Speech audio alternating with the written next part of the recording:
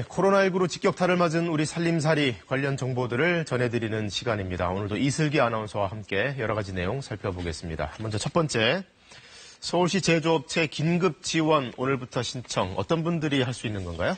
네, 서울시는 소규모 제조업체 긴급자금 신청을 오늘부터 온라인으로 접수한다고 밝혔습니다. 네.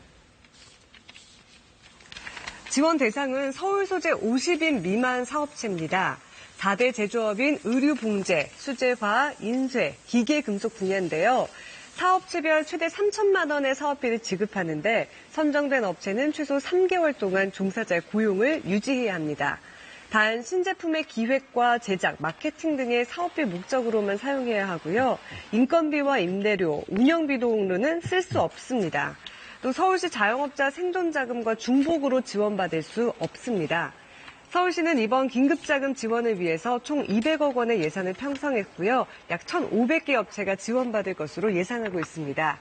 자세한 내용은 서울 제조업 긴급사업비 홈페이지에서 확인하실 수 있습니다. 네, 다음 내용 살펴보겠습니다.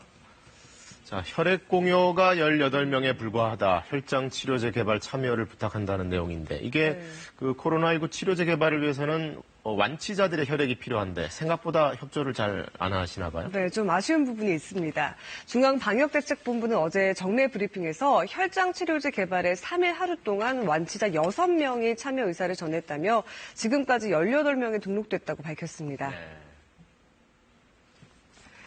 혈장 치료제는 완치자의 혈액 속에서 혈장에 들어있는 항체 등 면역 단백질을 추출 분해에 농축시킨 고면역 글로불린 제제로 주사로 투여할 수 있도록 표준화한 상태입니다. 방역당국은 어제 혈장 치료제를 위해 100명 정도 이상의 혈장이 필요한 상황이라며 완치자들의 참여를 요청했는데요. 대상은 만 18세 이상 65세 미만으로 격리 해제를 10살 이상 지난 사람입니다.